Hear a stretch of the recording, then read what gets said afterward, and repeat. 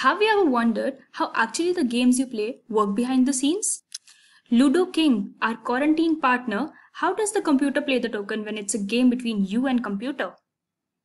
How does your PUBG character seem so human-like? How is chess played? Or how does the home decor environment update themselves?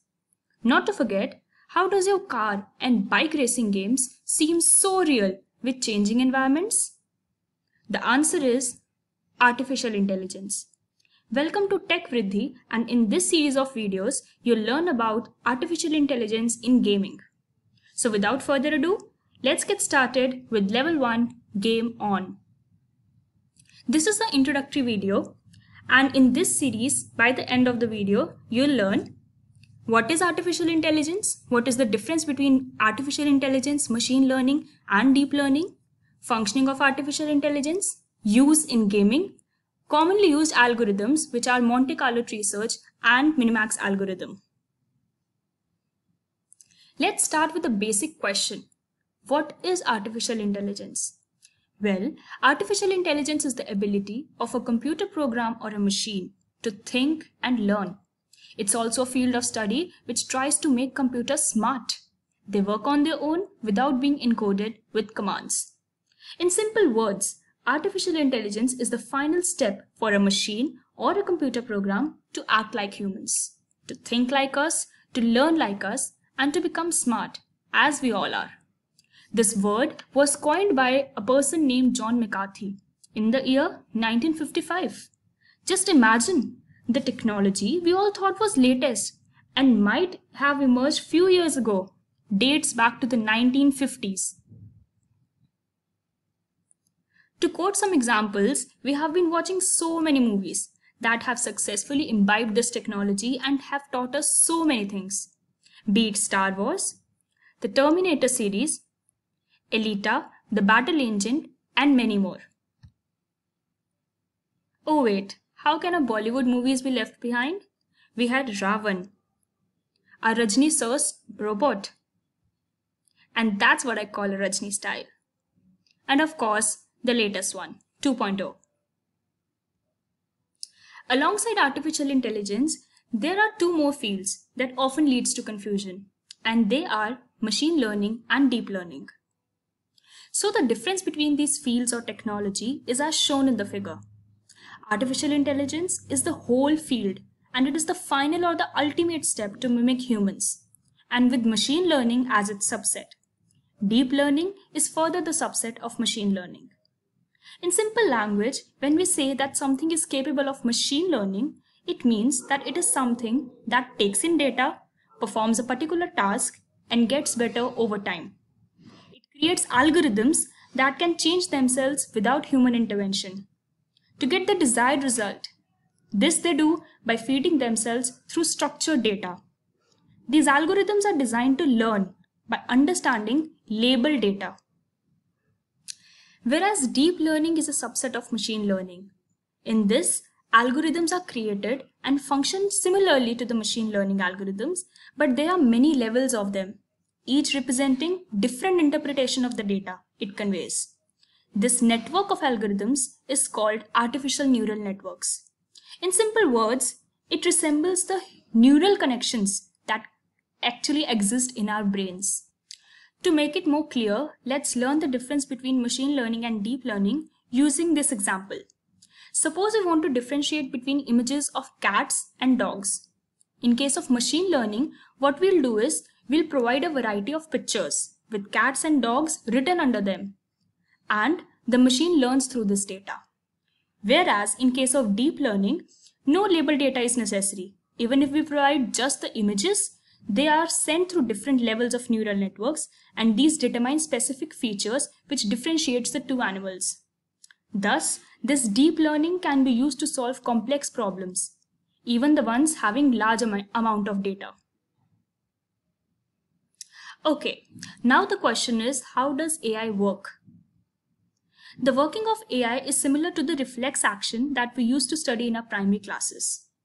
Whenever we touch a hot object, our hand sends a signal to brain, which in turn sends a signal back to the hand, which tells our hand to remove from the hot object, away from it actually. In a similar manner, there is an intelligent agent, same as the brain, in case of AI, that takes in signal from the environment, which was same as the hot object in the previous case, through sensors. The agent then takes a decision by calculating all the possible outcomes and then gives the best response to environment through actuators. In case of gaming, the intelligent agent is replaced by a gaming agent, and it takes your moves as the input, takes decision, and give back its own move. This is much the case of games like online carom, online chess, or in some way Ludo. Now comes our matter of concern. How is artificial intelligence used in gaming? There are basically 4 potential areas where artificial intelligence is useful in the gaming field. The first one is player experience modeling. This is basically to understand how the interaction with the game is experienced by an individual player, you actually. Artificial intelligence is used here to understand both your experience as well as your behavior. For example, you play PlayStations, and that gesture control is done using artificial intelligence. That congratulations you 1 point and better luck next time messages, they too are done with the help of artificial intelligence. The second one is procedural content generation. Here, the creation of elements is done for the game, be it environmental conditions, number of levels, music, etc. This is also used to create interactive stories, that whole script in detective games, or that updating of environments in home decor, bike or car racing games, that is all done through this. Third one is data mining on user behavior. This part is for the designers to collect data from your experience. For example, which part of the game you liked the most, or what made you quit the game. This way, the designers can improve the gameplay. The final one is NPC, or non-playable character approaches. There are various non-playable characters that are neither your opponent nor your helpers, but just roam in the game so that you believe that all of that is real. The best example of those policemen and girls present in GTA Vice City game. There are some commonly used AI algorithms, and the first one that we'll discuss is Monte Carlo tree search. It is a search technique. This means it searches for the best move or the option out of all the possible options available. It is a probabilistic and heuristic driven approach. Probabilistic means it calculates all possible events and probability of each event to happen.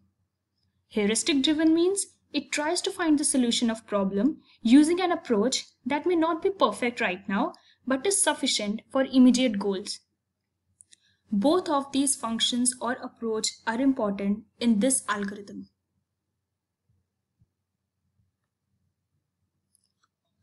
This algorithm combines both tree search and reinforcement learning. Tree search is searching within a tree, that is a type of data structure in computer programming. Don't worry, I'll explain this in the next slide. Whereas reinforcement learning is a type of machine learning algorithm. Here, machine is given a vague data and it tries to learn from the data by interacting with the environment. This is done by maximizing the rewards at each turn. For example, the machine is given a data about a game.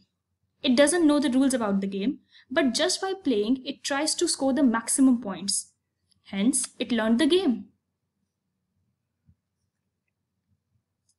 Exploration and exploitation trade-off. This is an important thing which has to be there in this algorithm. Exploration means that the algorithm discovers the part of the tree that have not been discovered yet.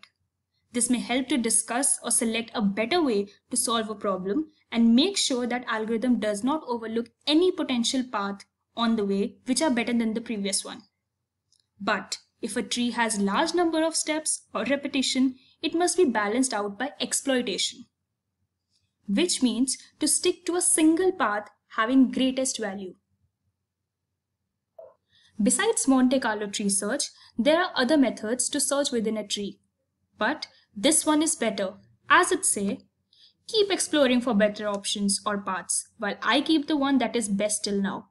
If any other path is better, I'll replace the current best with the new one. This is a greedy approach. Now, while the above exploration and exploitation trade-off is important, this sometimes becomes greedy, as it takes action that is best till now, but doesn't care about the future consequences. For example, what will happen if the data completely change? Now, this is a structure of the tree. These circles are called nodes and store values. The first node, this one, it's called a root node, and the subsequent ones are called the children. This vertically is the depth, and this horizontally is called the breadth of the tree. There are 4 steps in this algorithm. The first one is the selection. In this step, the algorithm looks through the tree from the node and selects a child node with highest value. In other words, the best option till now. This is calculated using some parameters as mentioned in this formula, where Si is value of the node I, which can be 1, 2, 3, and whatever number of nodes are present in the tree. Xi is the empirical mean of a node I, C is a constant, and T is the total number of simulations. The second step is the expansion. In this process, a new child node is added to the tree to that same node which was selected in previous step, as you can see here. The third step is simulation. A simulation or a process is performed by choosing some moves until a result is achieved. The result, for example, can be winning the game or losing it. The fourth and the final step is backpropagation. The simulation which was done earlier also helps to determine the value of the newly added node, this one. After this, the remaining tree must be updated. That is, the value of the nodes above needs to be changed according to the result, that is winning or losing the game. We move back from the new node to the root node by increasing simulations in each node. This type of algorithm is used in turn-based games like tic-tac-toe, chess, and recently this was also used in AlphaGo game, which we'll be discovering and discussing in the subsequent videos. The second algorithm is Minimax algorithm. This is a backtracking algorithm which is used in decision making. Backtracking means we try to solve a problem and move on a particular path to find the solution. If the solution is correct and all our conditions are satisfied, well and good. Otherwise, it blocks or removes that solution and goes back to find another solution of the problem. It is for the 2-player turn-based games such as tic-tac-toe, chess, etc. Here, the 2 players are called the minimizer and the maximizer. Maximizer tries to score highest score possible and the minimizer tries to score the lowest. The score can be positive or negative depending on the situation, whether it is maximizer or the minimizer who is winning the game. Let us consider this example. Here, let's suppose that X is the maximizer and it tries to score positive points, whereas 0 is the minimizer which tries to score the negative points. Now in this first example, we can easily see that X is winning, thus the score is +10. In the second one, it's the 0 or the minimizer who is winning, therefore the score is -10. In this third example, it's a draw, hence the score is 0. Let's have another example with the help of a tree structure. Suppose maximizer is present at the root node. It has 2 options, left path and right path. If it chooses the left path, now it's the minimizer turn and it can choose between 3 and 5. But it tries to score the minimum, hence it chooses 3. Whereas in the right path, now it's the minimizer turn. Minimizer can choose between 2 or 9, but it tries to score the minimum, hence it chooses 2. But now out of 3 and 2, maximizer tries to score the highest score possible, hence it chooses 3. This is the end of this video. Comment in the comment section and let us know your first mobile or computer game that you played. Also, do like, share and subscribe as the upcoming videos of this series are gonna be even more interesting. And get ready to have a little surprise to be disclosed at the end of this series. Till then, bye and take care.